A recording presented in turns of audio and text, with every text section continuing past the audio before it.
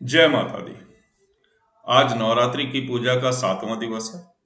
7वें दिवस हम माँ कालरात्रि की पूजा करते हैं। ऐसा माना जाता है कि माता कालरात्रि की पूजा करने और सच्चे मन से प्रार्थना करने पर सभी दुख दूर होते हैं और जीवन और परिवार में सुख शांति का वास रहता है।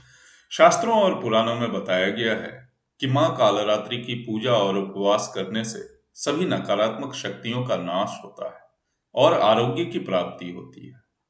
माँ कालरात्रि अपने भक्तों को आशीष प्रदान करती हैं और बल और आयु में वृद्धि करती हैं।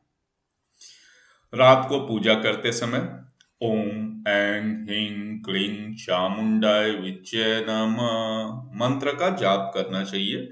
इससे सभी मनोकामनाएं पूरी होती हैं। इनके जन्म के बारे में जो कथा है वो कुछ ऐसी है कि जब माता पार्वती ने दुर्गा जगदीश्वरी रूप लेकर शुंभ और निशुंभ का वध किया तो उस समय शुंभ और निशुंभ के साथ जब उन्होंने युद्ध किया तो उस समय उनकी सेना में रक्तबीज नाम का एक दैत्य था जिसने हाहाकार मचा कर रखा था। रक्त बीज के साथ क्या था कि रक्त बीज जब भी घायल होता था तो उसके रक्त की जितनी भी बूंदें धरती पर गिरती थी उतने ही नए रक्त बीज, उतनी ही शक्ति वाले दैत्य पैदा हो जाते थे।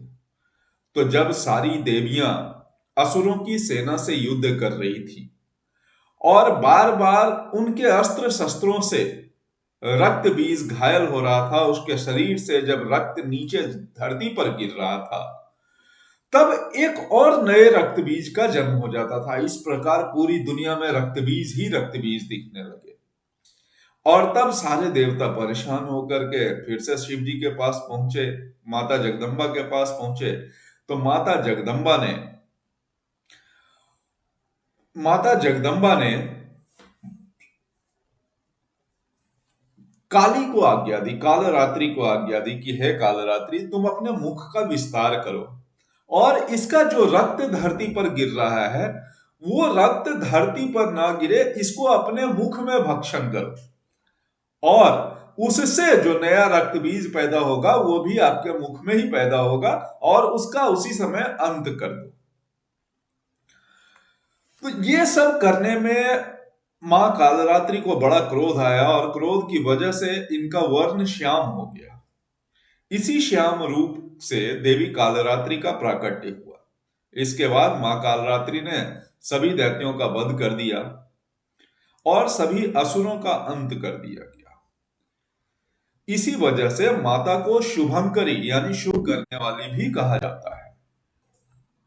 महाविनाशक गुणों से दुष्टों और असुरों का संहार करने वाली ये जो कालरात्रि की शक्ति है यह कालिका अवतार यानी काले रंग का है और माता का यह अवतार अपने विशाल काय केस चारों दिशाओं में फैलाता है। चार भुजाओं वाली मां जो वर्ण और वेश में अर्धनारीश्वर शिव की तांडव मुद्रा में नजर आती है। माता के तीन नेत्र हैं और उनकी आंखों से अग्नि वर्षा भी होती है। मां का दाहिना हाथ ऊपर उठा हाथ वर मुद्रा में है तो नीचे दाहिना वाला अभय मुद्रा में। बाएं वाले हाथ में लोहे का कांटा और नीचे वाले हाथ में खड़ग अर्थात तलवार सुशोभित है। इनकी सवारी गधा है जो समस्त जीव जंतुओं में सबसे ज्यादा मेहनती और निर्भय है। तो ये थी माता कालरात्रि की कथा। सप्तवें दिन की जो देवी है माता कालरात्रि की कथा।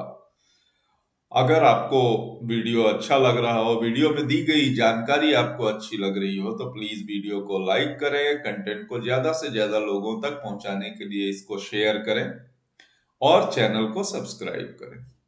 धन्यवाद। अगले भाग में हम फिर मिलेंगे।